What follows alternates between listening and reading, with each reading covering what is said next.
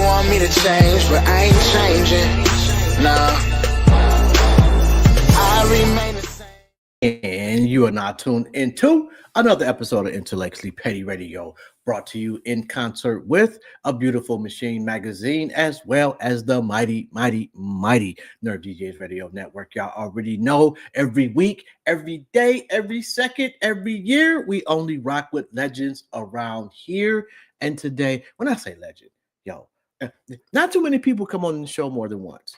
And this is Joe Smith's, I want to say, second return. When I say legend, I mean the resume is crazy in filmmaking, directing, writing, you name it. He has done it.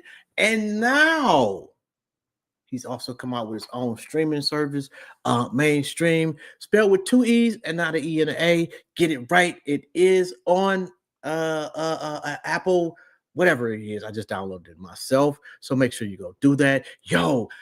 One of the dopest individuals since David and Goliath. Okay. What's going on, bro? What's going on, man?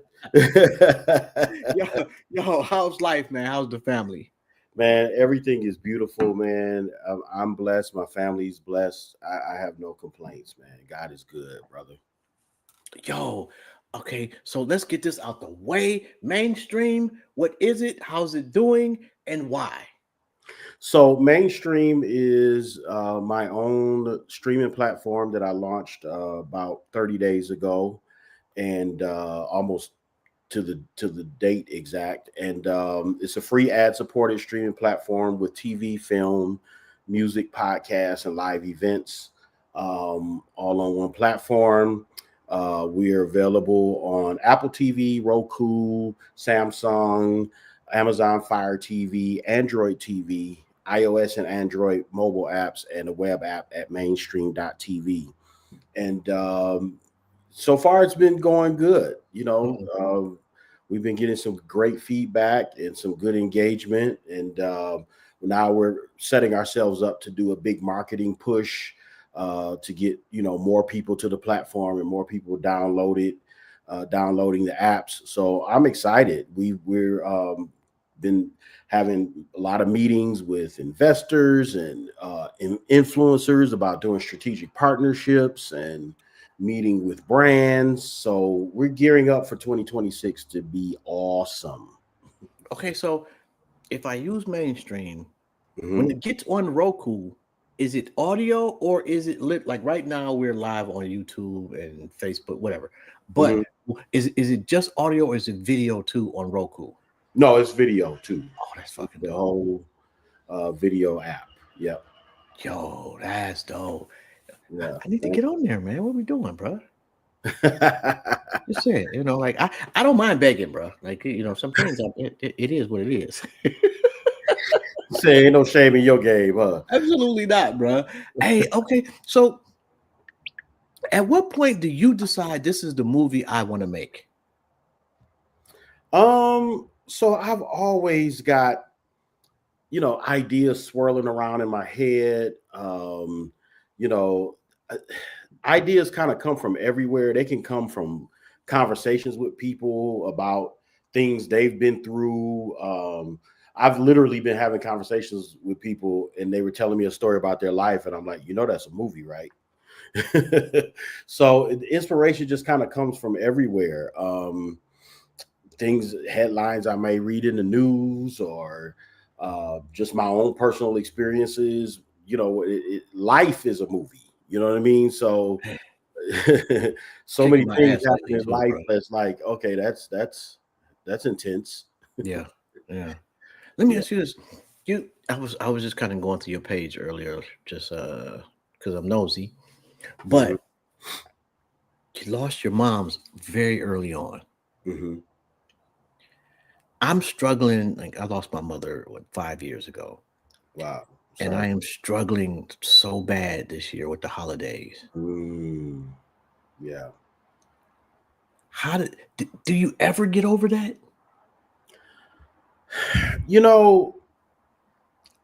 it gets easier as time goes by. Mhm.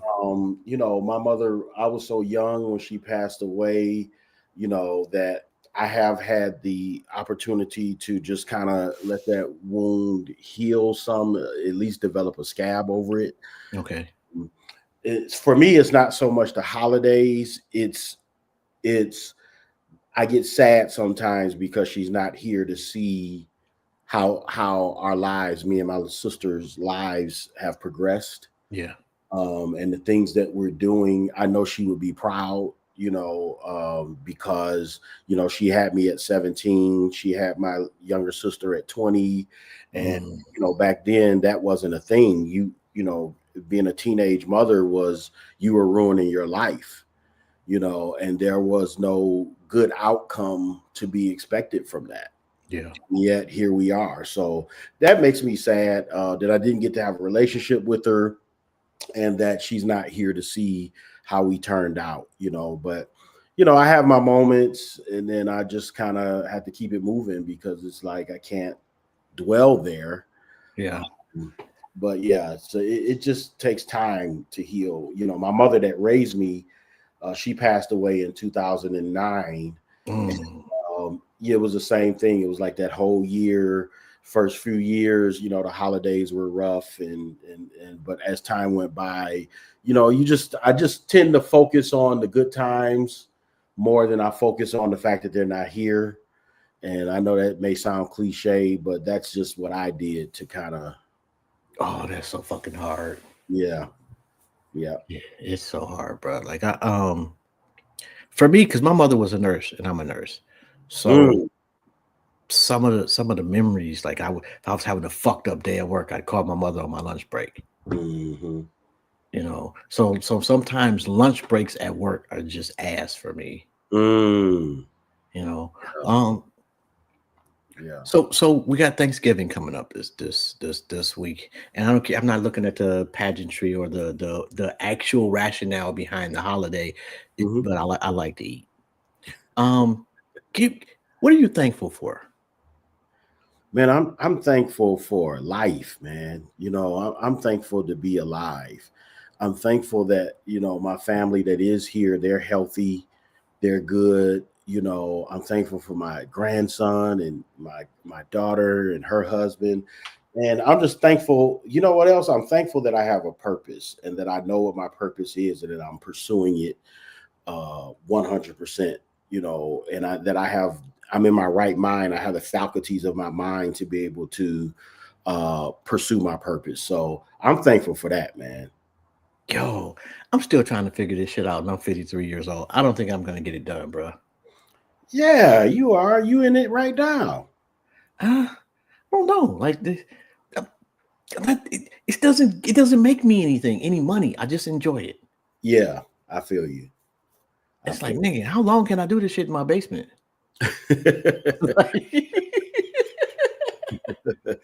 Yo, okay, so, and I know I asked you the God question the last time you were here, but I got to switch on that one. Okay, so I'm gonna break it out early.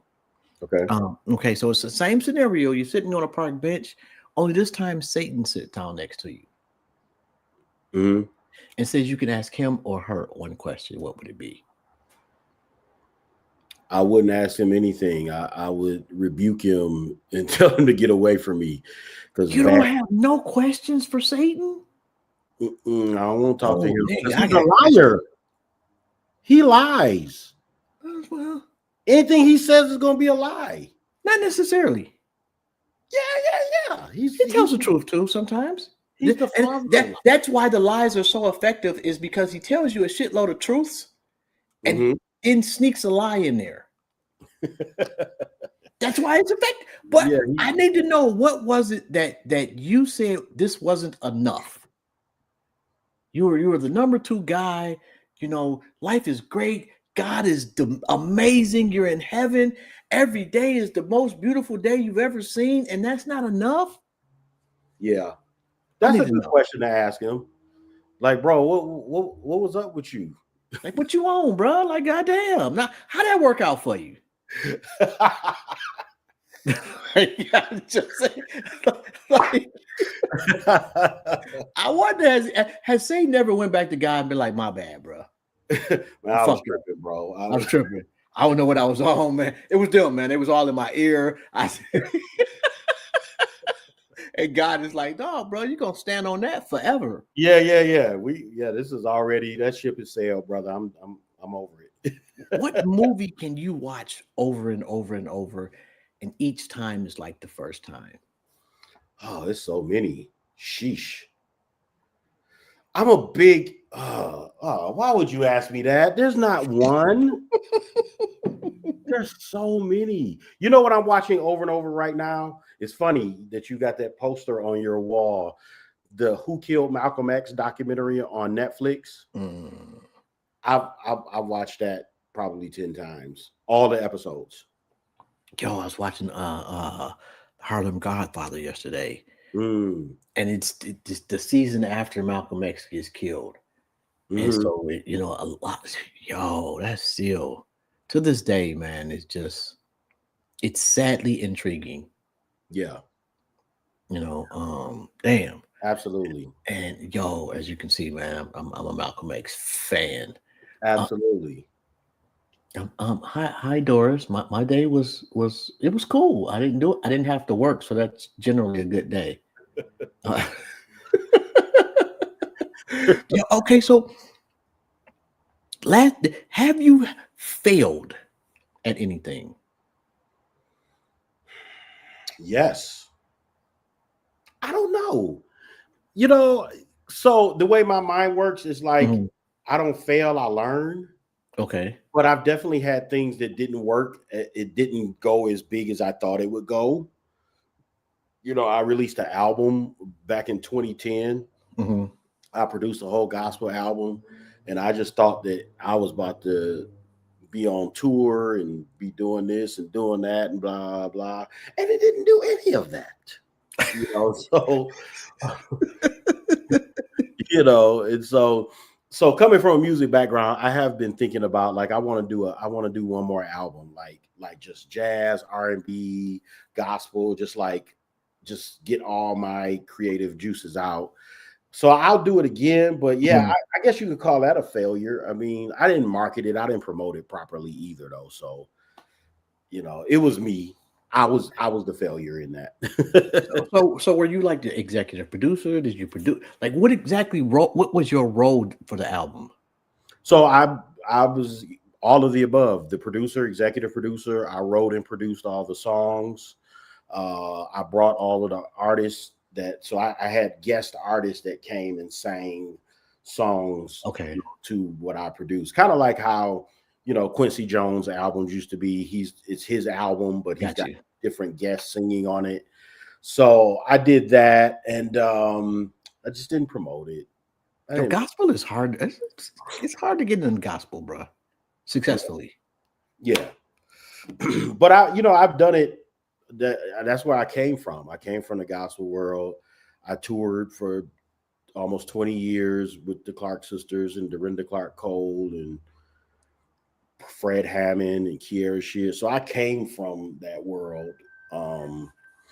But it's just, I tell people all the time, it's a difference being an artist and being a side man. Mhm. And being a side man is easy because it's like you just go do your job and get your check.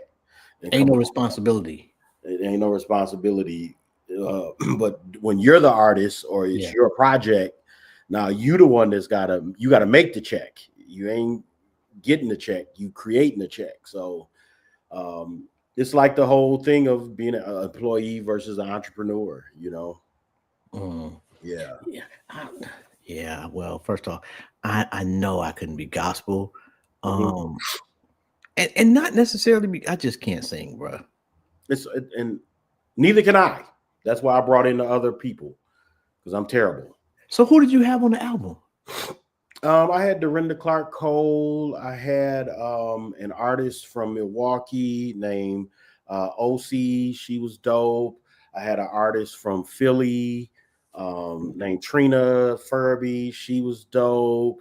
I just had like a whole bunch of like dope artists from all over the country that just came in and got on my record. So that's what I'm gonna do. I'm gonna do that again, but I'm gonna do it with R&B and jazz and gospel, not just gospel this time. Okay, so I give you a blank check, and you can get 6 artists, living or dead, to be on this album of yours. Who do you got? Ooh, living or dead. Prince, Michael Jackson. You'd never get this album done. I love them niggas, man, but them two alone in the studio, probably, yeah, bro. We had to give them separate sessions. Yeah. All right, you got 4 more. My bad. I love Alex Isley. I love Lettucey. Who? Lettucey? Did you say who? To Lettucey? Yes. Bro. My bad. You, sir, you go look up Lettucey when we get off this podcast. Let's see. How you spell that? I mean, look it up now. Ledisi. Oh yeah.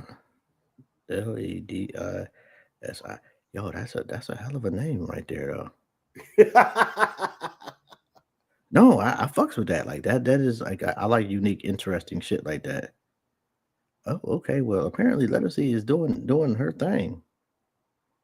Yeah, she's like fire out here, bro.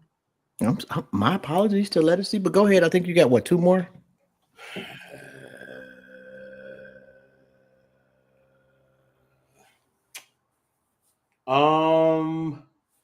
I like PJ Morton. PJ Morton and got an interesting list. Yebba. Mm-hmm. I love Yebba. Yeah. Ooh, Moonchild. That sounds familiar. Yeah, Moonchild is fire. Yeah, you are way down the rabbit hole, and I'm not. I'm not even on the field. I don't even see the top of the rabbit hole, bro. Because Moonchild, never heard of Yebba. Yebba, Yebba. And I didn't want to look too stupid after the first one and say I had no clue who PJ was either. But I don't. Okay. Yeah, all right, bro. I am not my manager. My manager knows every artist from here to Poland. If you can sing, she's fucking heard of you. Me, look, but I'm so boring. Now, movies, I watch your shit. TV, I watch your shit. Best sick. What you got, bro? Amber, she in the chat, she said Luther. Yes. Luther's voice is like silk. I would have to do something. Never get that album done. Luther, Michael, and Prince in the studio. Like, even if they're not in the same fucking studio, they're going to complain about the other person fucking up. I absolutely guarantee you. Like, I'm sorry. You know, like 3 Michael Jordans on one team is not a good team.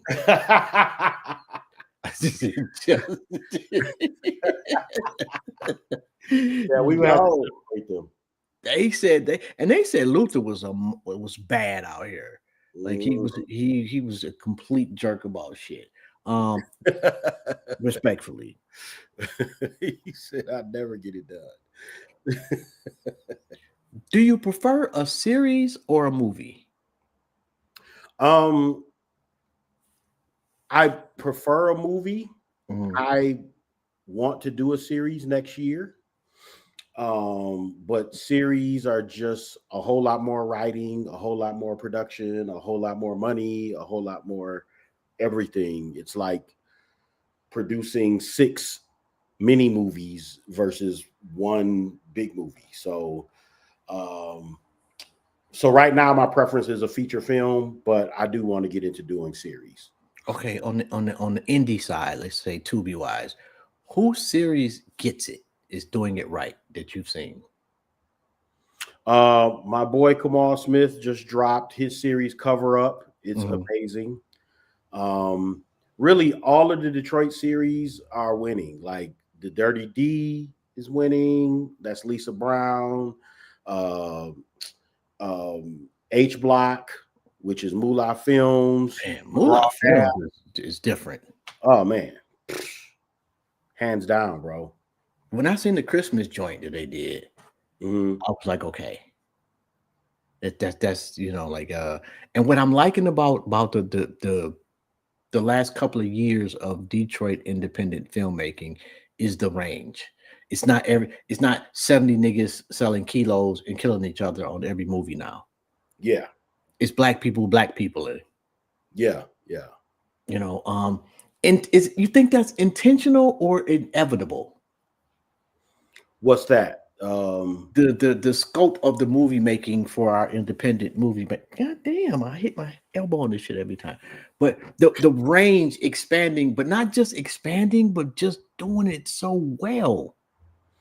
Yeah, I mean it's evolution. I think that a lot of the filmmakers that started out early, they told a lot of urban tales and street movies and things of that nature because it was the lowest hanging fruit. Yeah. If you came from the hood, these are the stories that were around you, and they weren't expensive to produce, and so that's what a lot of people built their name on. But now and I'm proud to say that, my movie, my second movie, A Good Man, which was kind of a leader in taking taking us into the thriller genre. Okay. Because everybody was kind of sticking to the hood movies. My first movie was Diamond Girls, about women who were dating street guys. So then when I did A Good Man, then after that, you started seeing a lot more thrillers. And I'm not saying other people weren't doing it before, but it wasn't a thing. Right. So now that we've branched out into telling stories about, thrillers, now we're getting into horror, and now we're getting into, comedy more. So I'm excited about it. I love it, man. And again, it's the magic of what we do is figuring out how to do more with less, and how to get the quality out of, with minimal resources. We're making micro budget films, man. Like our budgets are not big at all. So somebody spends over a certain amount of money on a movie, we like, man, what's wrong with you? You crazy? Okay, but what isn't that the goal though, to be able to spend more money? Yes, but the problem is that with Tubi, you only can make so much money. There's like a range that you got to stay within. Okay. So that you don't lose. Okay. And the magic of Tubi is that the audience is already built in, right? So that's another reason why you see the same kind of movies over and over and over, is because that audience likes a certain kind of thing. And if you stray outside of that, you kind of rolling the dice on your money. You rolling the dice. And I know people that have rolled the dice and they've lost a lot of money trying to do something different and out of the box. So the audience is there, and so we don't have to do a lot of marketing. Yeah. And because if we had to market our films to make the money that we currently make, everybody would go broke. I feel you. Yeah, because we're making money off of literally millions and tens of millions of impressions or views. And so how do you move 10 million people to your content without a massive budget? So the magic of Tubi is that they're already there. Okay, so how do you prevent having to go with a certain genre, so to speak, on mainstream? Well, the good news with mainstream is that we have the ability to train our audience to like more than just urban stuff or hood stuff or whatever. And so that's our goal out of the gate, is we're doing deals to acquire more documentaries. more comedy, more Mhm. rom-com. We're going to do stand-up comedy. We just finished filming a show this past Saturday. Shout out to Amber Ewing, who's in the chat. She created a show called Cooking with Comedians. It's like a cooking competition show using stand-up comedians as well as social media comedians. That's going to be on Mainstream. So we're training our audience from the beginning not to just expect the same old. Okay, so is that shot already? That you with Amber and the comedians? Yes, we shot our first season Saturday. Yep, we shot all the episodes. Yeah, because that sounds fucking funny. I know, right? Like the potential for that one is crazy. What's the other one? Oh, I had dude on the show too. They got one like an impromptu joint where it's like, okay, who's the GOAT? LeBron versus Jordan. But it's comedians being each the lawyer for each one. Fucking hilarious, bro. Really? Absolutely insanely. Like Ryan Davis is on there a couple of times, Okay. and Ryan Davis is just a funny cat. Okay. And like he's got the intelligent humor that works for that setting. Definitely. Yeah, definitely funny. But and she said it's in the post. Yes, in post. Yeah. Oh, in post. Okay. Yeah, it's in post. Okay, so Amber, is this and I don't know if people can access that YouTube link, but I did put it on the screen. Okay. Do me a favor too, Amber. Write out the name of it and and let them know it's on YouTube or whatever. Because I don't think you can actually go hit a link from here. Anyway, that's fucking dope, bro. Yeah, thanks, bro. So that's gonna be the secret to our success is just creating different programming that you can't find on Tubi, that you can't find on Zeus, that you can't find anywhere else. You have to come to Mainstream for these shows. So we're building, bro. How do you know a show? What's a good show to you? The fuck was that, bro? You be coming with the big questions. You feel like, child, like I need to know. Like what? Like I know what I like, but I'm kind of I think it depends on what kind of show it is. Of course, it has to be engaging and entertaining. People want to be entertained. If it's a documentary, it needs to be informative while being engaging and entertaining. So engaging and entertaining is the common thread through all of it, whatever it is. Even if it's a documentary, you still have to find a way to keep people intertwined and caught up in it. If it's a show like Cooking with Comedians, it's got to be funny. People, that's what's going to keep people there, is seeing the comedians, seeing them cook in the kitchen, them being engaged and like, oh man, I could have made that dish better than that, keeping people locked in. And I can't wait till we go to the next seasons and we start bringing in other names. You'll be able to see your favorite comedian, whether it's local or national or social media, either cooking a dish well or screwing up a dish. That's good. That's good clean fun, guys. Who doesn't want to see that, right? So yeah, I can fuck up a dish. Yeah. I can cook, bro. I'm pretty bad. I have been trying to learn lately because but man, I just can't cook, bro. So you don't follow the directions? You don't have well on hand? Oh, that's not cooking though, bro. That's embarrassing. Okay. Yeah, like I will call somebody and FaceTime the recipe, but yeah, the box in one hand. No. I will pull a box out the garbage. Like, now what is how many eggs you say put in here? Oh, I'm terrible, bro. Somebody tried to get me to make some rice the other day. Like motherfuckers don't realize how difficult making rice really is.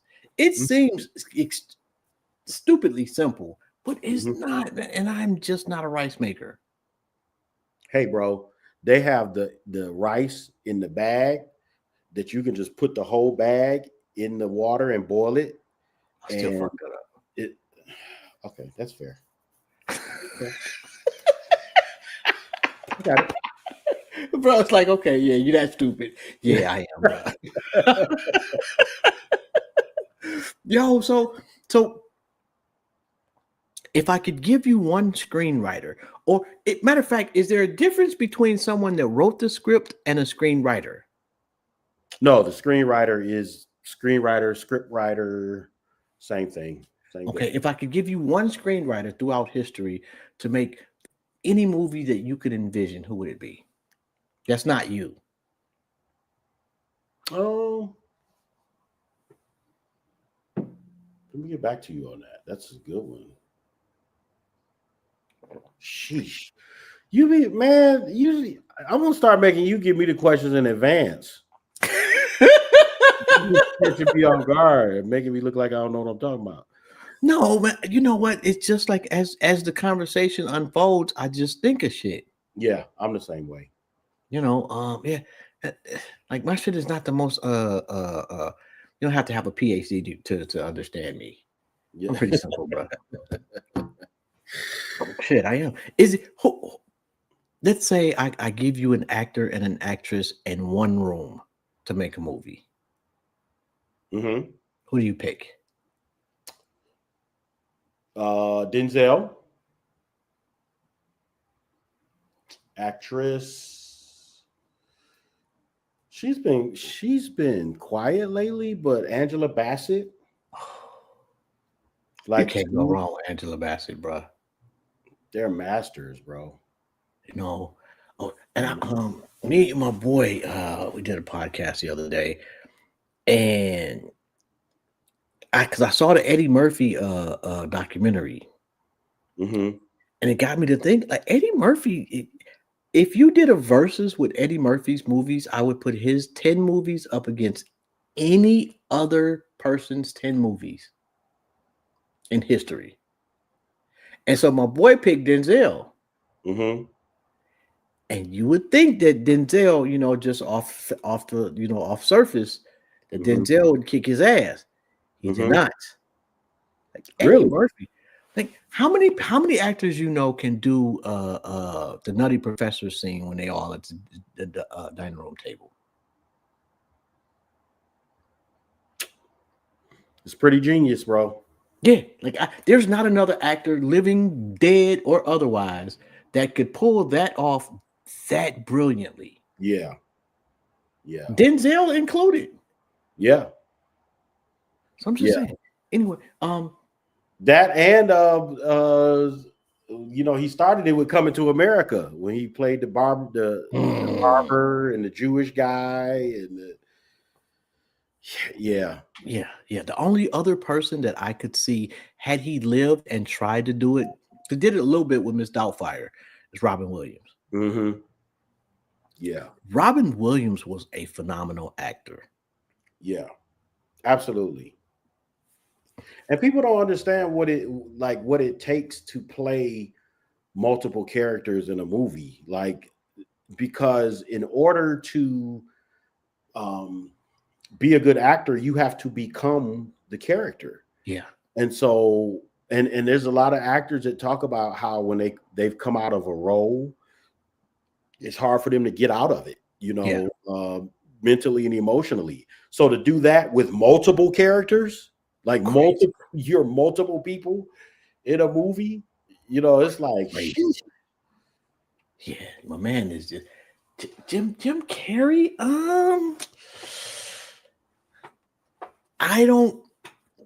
Jim Carrey just never has experienced the pain that Robin Williams had to give him the depth of, not that he can't do the emotional characters, he can.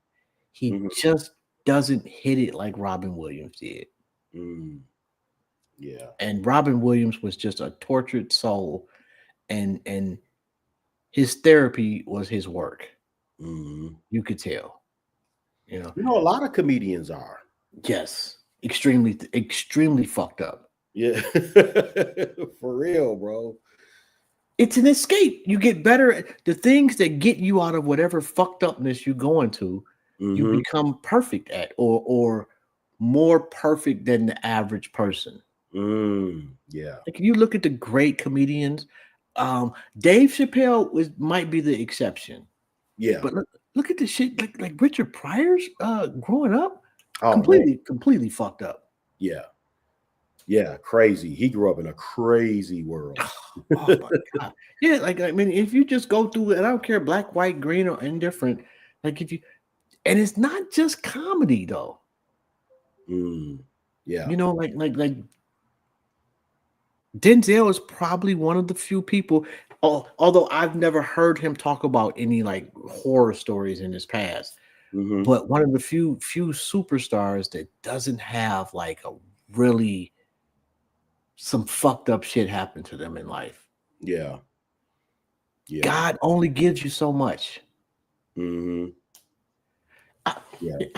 I had a show a few years ago, and we were talking about prayer. Mm-hmm. And my question was, is there a right or a wrong way to pray? No. As long as you're not disrespecting God, but I no, I don't. I think that you can talk to God normal, the way you talk to anybody. You know, I think that God. I mean, you know, I approach him as a friend, as a father, and as a deity. You know, so it's like he's God, but he's still my friend. He's still my father. He's still my creator. So I just talk to him regular because he know what I'm feeling and thinking anyway. So might as well keep it a buck with him. Because really, you're not even keeping it a buck with him. He already knows. You're keeping it a buck with yourself, actually. Now, that's a hell of a point. And you don't want to disappoint yourself by feeling like you're disappointing God, if that even makes sense. Yeah, absolutely. You know, but my struggle has always been all people say you can't question God, and I always say why. If you know everything, why shouldn't I be able to ask you questions about the things you know? Yeah. You're the one person I should be able to go to. Yes. Yeah. So, well, I think when people say question, not to question God, I don't think they're saying don't ask God questions. I think what they're meaning is don't challenge God on his decisions, even if you don't understand why they're happening. You know, he always has a purpose and a plan that's bigger than, he's not going to tell us everything, just like we don't tell our kids everything of why we're doing what we're doing. And so I think that's what they mean when they say don't question God, is just challenging him on whether he's doing things the right way or the wrong way, or if he's screwing up according to you. It's like, no, you better shut up and just let God do what he gonna do, type thing. Yeah, that's tough for me, bro. Yeah. Let me want to know, like, when you like slavery was a question for me, bro. Like, what was you doing? I'm sorry, but I'm not sorry. Like, what you doing? Like, it was tough down here, bro. Like, yeah. I'm not sure what it, you know, maybe it was turmoil up there. I don't know, bro, but we was catching hell for a long ass time and still catching hell. Anyway, is there a story out there that given the right financial circumstances, you would be honored to tell? Yes, a lot of them. And a lot of them I am going to tell. So that's the beauty of having mainstream, is like we can do what we want. I can do what I want, you know. I just negotiated a deal a couple of days ago with the young lady who I don't know if you guys remember on the news, her husband had murdered his first wife. He went to prison. He got out of prison 20-something years later, married this girl, and they had 4 kids, and he murdered the kids and tried to kill the wife, but she survived. So we're doing a documentary on her and doing a feature film on her story. So I'm excited about that. That's crazy. Yeah. There's a lot of Detroit stories that I want to tell. I want to do a documentary on Malice Green. A lot of people may not remember Malice Green I from remember Malice Green, bro. yeah. So We need a Coleman Young documentary. that's in the making. Yeah, we're doing a Coleman Young documentary. And I don't think I've seen a Black Bottom one. I'm sure somebody has done one somewhere, but I Mhm. don't think that I've seen a Black Bottom documentary. And Nope. that part of Detroit history cannot disappear. Yeah, because people need to know, like, we used to have all black everything. Man, All black everything. Black doctor, black hotel, black grocery store, black dentist, black, everything was all in one place. Black accountant, black attorneys, black nightclubs, everything black. You and I know. don't understand how a city, at least through my most of my lifetime, was 90% Black people, Mhm. how we have given up the economic opportunities throughout the city, store after store after store after store. Mhm. I just, and no knock to any other community. Y'all did y'all thing. You did what you were supposed to do. We did not. Yeah, That opportunity should have never presented itself to anyone but us. yeah, You know, absolutely. um, I do see a little more, or especially with the hip hop community in Detroit lately, Mhm. they seem to be more on one accord. Yeah. Is it the same in the independent film industry? Yes. Surprisingly, yes. We our independent film community is like a big family. And yeah, of course you have people who don't get along and people who Mhm. fall out with each other, but those are isolated skirmishes. For the most part, we all love each other. When I did the mainstream launch party, everybody came out, all of the who's who of the independent film industry here. Whenever somebody else does certain events, we come out, we support each other. So I love Mhm. that. And not only do we support each other with events, we support each other with helping each other with our projects. You know what I'm saying? Like, there's not too many people I can't call. I just had a filmmaker call me yesterday. Darren Brown. He's one of the OGs in the film He business. is. He called me yesterday, and we talked shop on some things that he's got going on. We call each other, we support each other, we help each other, from giving advice and giving information to coming on each other's sets to help with each other's sets. And I love that. What's the next move for the independent filmmakers coming out of Detroit collectively that will give more power to you guys? I think mainstream is a huge component Mhm. because it's one of us that owns it. So, because at the end of the day, Tubi can reverse course anytime they get ready.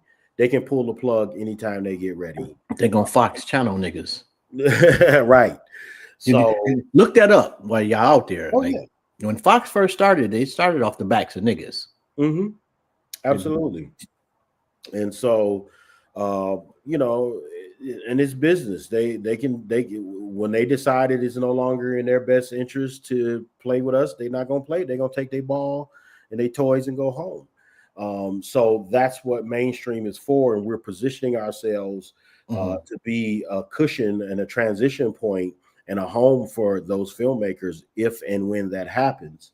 The other thing that I think is important, and this is what I've been preaching for the past few years, is that we constantly educate ourselves and get better so that we can start going after bigger projects. We can start doing Yeah. Hollywood projects. We can start doing network television projects and so forth and so on. So I think those two things, I mean, I took a directing class. I'm always educating myself, reading books, watching YouTube videos, trying to learn more about my craft, so that, when the big boys, should they call, I won't be befuddled and baffled as to what to do. So I feel Yeah. like that's the other thing that we need to do. If you keep plugging away at it, you'll get a shot, maybe two. You gotta be ready though. Absolutely. And that'd be the problem with a lot of folks. Once they get that call, they can't hit the curveball. Yep. And yeah. Yeah, I mean, it's like opportunity comes, you don't have time to get ready then. Yeah, and niggas won't lie. Sometimes you gotta lie. Yeah, I can do it. Yeah. And figure this shit out. Like no, I have no fucking clue. But bro, this is fucking so and so. Like a babyface calls you and say, "Can you do a song?" Yes, nigga. The fuck? No clue. I'm broke. I'm living in the backseat of a Chevy. Yes, nigga. Absolutely. I'll figure that shit out. You know, they say you got to fake it till you make it. Some of that is true. Yes. You got to have the confidence to lie enough to you have the confidence in your ability to catch up when need be. Yeah. It's funny. I had a call today, a potential client I had a meeting with, and I initially met with him about investing in some film projects, but then he approached me about wanting me to put together some marketing things for him. And what he was asking me to do, I haven't done before as a company, but I was like, okay, I have a proposal to you right after the holiday. That part. Yes. You know, so it's like, hey man, like you said, I'm gonna figure it out, you know. And I have people in the industry that I can pull on and say, hey, what do I need to do here? You know, and can you help me? You know, so yeah, I just believe that when God puts things in your path, he'll give you the resources and the things that you need to make it happen. Everything that you know, you learned. Absolutely. Yep. I like that. Everything you know, you learned. Yes, it did. That shit, you didn't come out the womb like, unless you Shaq, you can't learn being 7 feet. But generally speaking, everything that you know, and I've met a 7-footer that can't play basketball worth shit. So being 7 was so horrible, bro. I remember I was going to cast, man, and it was this white dude, and his motherfucker was like 7 feet, and all he wanted to do was play chess. And I felt bad for the kid because every day people clown this motherfucker because he wouldn't play basketball or he couldn't. Like, it's such a tortured. Why waste 7 feet on somebody that doesn't want it? It's funny because I just finished co-directing a movie with a guy, and the guy whose movie it is, he's 6'7". And I was like, bro, you never played sports? Like, and if you see him, he's really polished and clean looking. He looks like he is or was in the NBA. He's like, no, I never played sports. I'm like, that's a waste of your height. Yeah. Don't you feel bad about that? He's like, no, man, I was in the street. I was like, okay, that's well, that's different. I'm gonna shut up now. I don't necessarily. I'm too old to be testing street gangster. Right. Right. If you say it, I believe it, nigga. Yeah. I'm all set. Thanks. Are you happy? Yes. What is happiness to you? Happiness is staying in a state of gratitude and thankfulness, and not hyper focusing on the things that are missing or that aren't the way that you wish they were. There's always going to be something that's not the way you wish it was. There's always going to be something that's not working out the way that you want it to be. But all these other things over here that are, you focus on that. And then if there's a way that you can change the things that you don't like, then change it. But that's what keeps me happy and brings me joy, is that I feel like life is changeable. Life is moldable. It's malleable. Life is something that if it's not going the way you want it to be, you can change that. Maybe hard, depending on what's wrong, but I stay in a place of joy, and I stay in a place of happiness, even when things aren't going the way I want them to go. Okay, so I gave you one thing you can change permanently. What would it be? Just about you, though.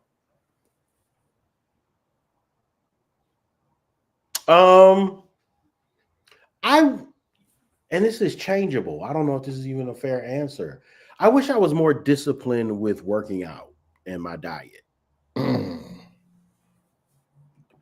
I feel you on that. Although I wouldn't change that about me. And look, like, bro, like, can I make change what I'm making an hour or something? I don't know. I think mine would be more monetarily based. However, that makes I should be that way, given that my health concerns over the years. Yeah. You only I just don't want to be miserable trying to extend my life of misery. Right. Like if I'm gonna be here, I want to smile as much as possible. Yeah. And Yeah. sometimes people that got that super workout regimen and they eat everything right, they just don't seem happy. Yeah. It's like a constant state of work. And Yeah. what's the point of living to 150 if you got to work every day? I want to be Yeah. able to take days off. Yeah. And it's some people, I feel bad for them because it's like if they slack off a little bit, it's like the Nutty Professor. It's like Sherman Yeah. Clark. Yeah. Yeah. And it's like, yeah, to that point, it's like, yeah, who wants to live like that?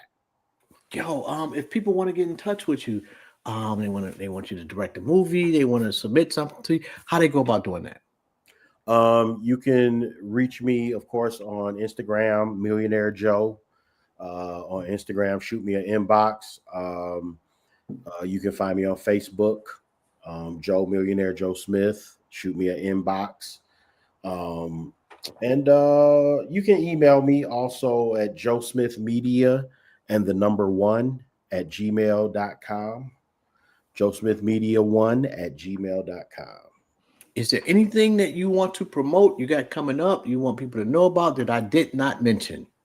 So we just finished post-production on A Good Man 3, so that'll be coming out in 2026.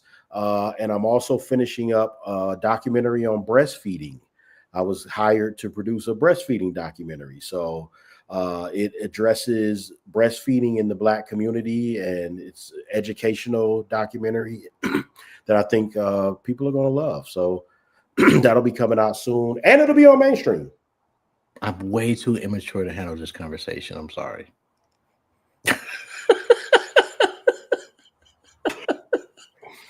Okay. I'm glad that you know that about yourself. That is the beauty of who I am, is that I am an extremely immature adult. And I know it. So I gotta rein myself in sometimes. That's fair. But that's it. You know what? I will say though, like breastfeeding is so undervalued in our community, it's insane. Yes.